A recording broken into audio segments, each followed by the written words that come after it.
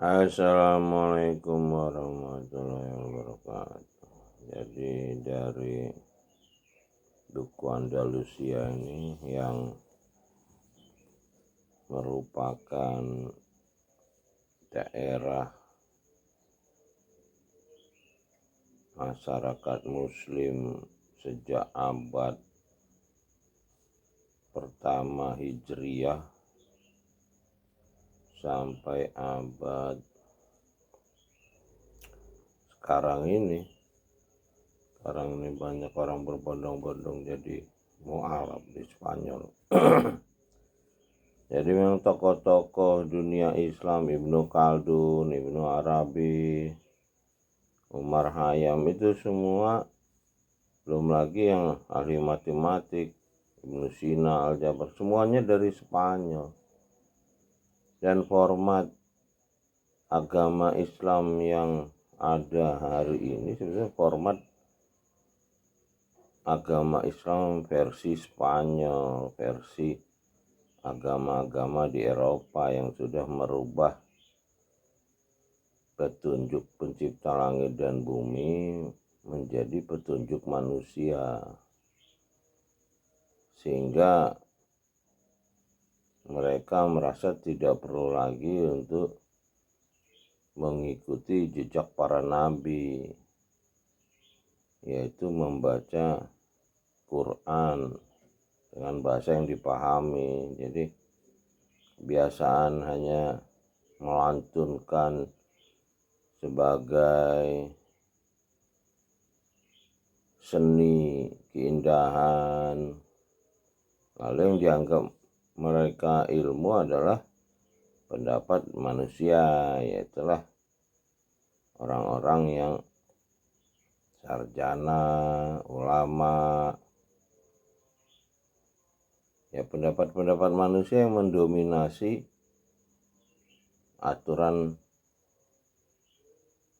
ini, yaitu yang dibilang ilmu fikih, ilmu akidah, ilmu sampai sekarang ya segala macam, ilmu kedokteran segala macam. Nah, induk ilmunya kitab petunjuk yang prosesnya seperti yang diterima para nabi, terakhir Nabi Muhammad SAW, itu tidak lagi menjadi ritual seperti menjaga diri, berbuat jujur, menghargai manusia. Sekarang orang yang penting sholat, rajin sholat, sebentar sholat, sebentar segala macam sholat sunnah, nggak habis-habis harian sholat, tapi nggak jujur. Atau ada juga yang sholat terus nggak mau lagi bergaul dengan orang lain. Jadi apa-apa yang jadi petunjuk di kitab itu malah nggak jalan. Yang masjid jadi pusat kegiatan udah nggak lagi, cuman orang kayak nganter sajen aja, sebentar pergi gitu, kayak ke pura. Mungkin kalau di pura ya kan orang naruh sajen. Ya sekarang udah kayak gitu kondisinya. Jadi bukan penghayatan hubungan komunikasi dengan pencipta langit dan bumi dan mengaktifkan ruh. Jadi ruh kita ini kalau kita mengasingkan diri, berbuat jujur, membaca petunjuk kitab yang disusun dari Quran yang diterima para nabi itu, maka kita akan aktif ruh kita. Nah, ruh ini aktif akan menghasilkan pemikiran-pemikiran yang mulia untuk memelihara alam semesta. Situlah letak manusia sebagai khalifah sesuai dengan amanat yang diterima Adam alaihissalam sebagai khalifah pertama. Jadi kitab petunjuk manusia itu akan menjadikan manusia sebagai khalifah, bukan khalifah buatan manusia yang terus sekarang ini jadi lambang kerakusan manusia. Bacaan Bismillahirrahmanirrahim itu diberikan kepada Ratu Balkis itu, untuk orang yang belum beriman itu.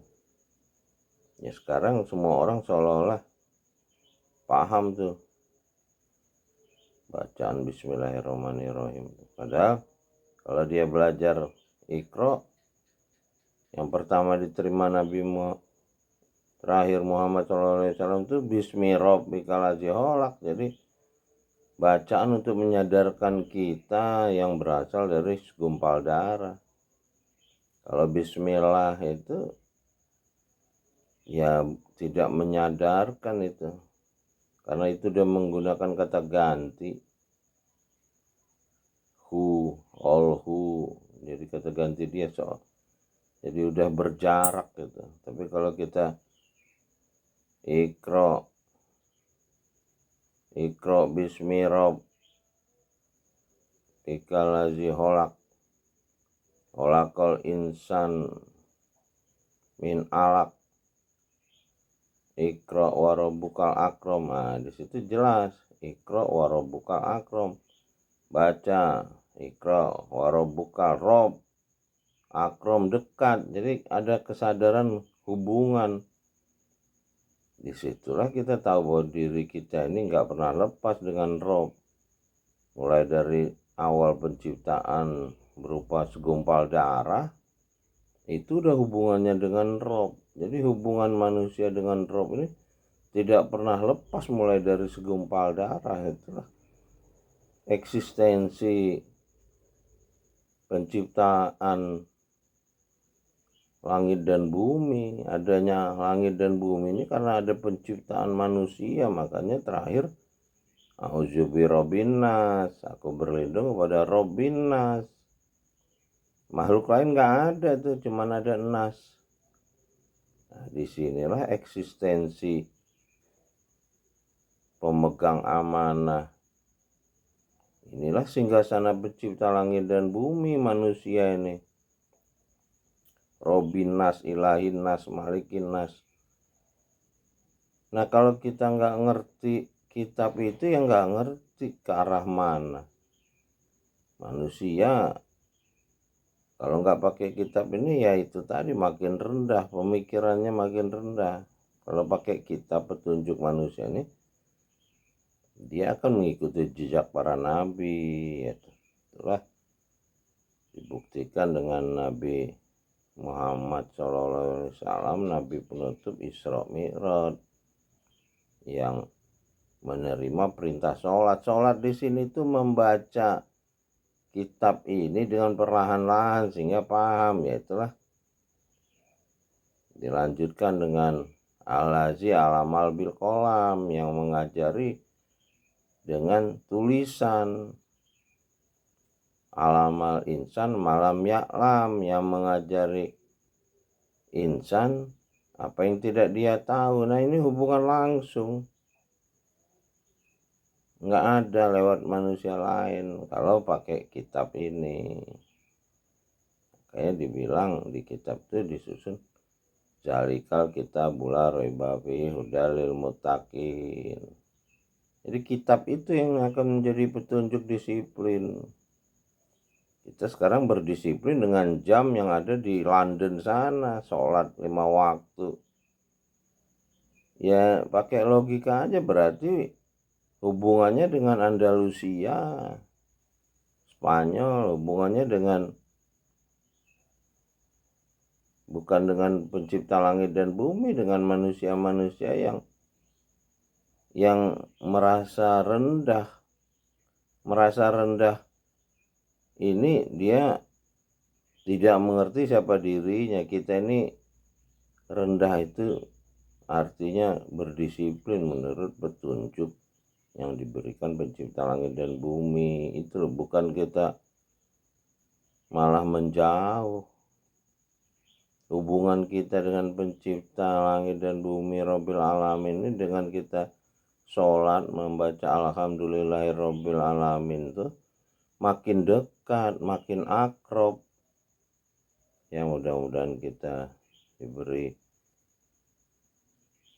kemampuan untuk menjaga diri, lalu berbuat jujur, sehingga kita bisa menyentuh kitab.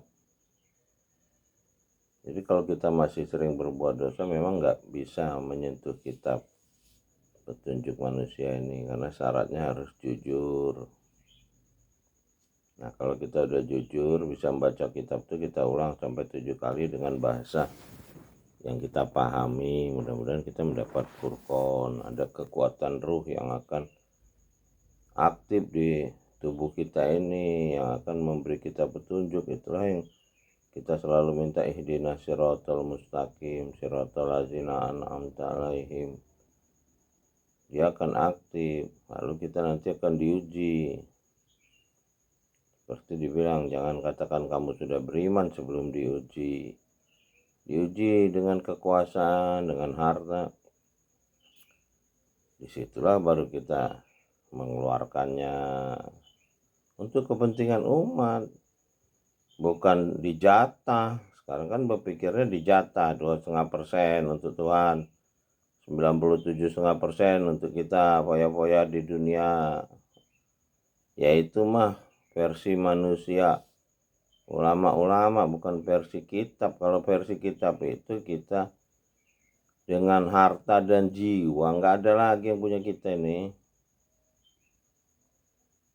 Kalau kita udah akrab, udah paham. Kalau yang belum paham ya begitulah, dia ngerasa dunia ini lebih besar, Tuhan jadi kecil. Nanti kalau mati baru dia pengen hidup sebentar aja, mau mensedekahkan hartanya. Itu banyak deh. Lalu ribut dengan ulama yang dia ikuti. Dulu saya ikut kamu, kok kamu masuk neraka yang paling dalam? Ya saya juga di sini, yang gimana? Ya karena nggak bersih. Pertama ya nggak jujur, itu senang berbuat dosa. Kalau orang nggak jujur itu berarti senang berbuat dosa ya. Ya mudah-mudahan kita diberi kekuatan yang menolong. Robi adil liman sedikit wahri nimroja sedikit wajalim ladun kasultanan nasiro. Salam dari menara langit, Muhammadan Rasul yang berbagi cerita. Assalamualaikum warahmatullahi wabarakatuh. Alhamdulillahirrahmanirrahim.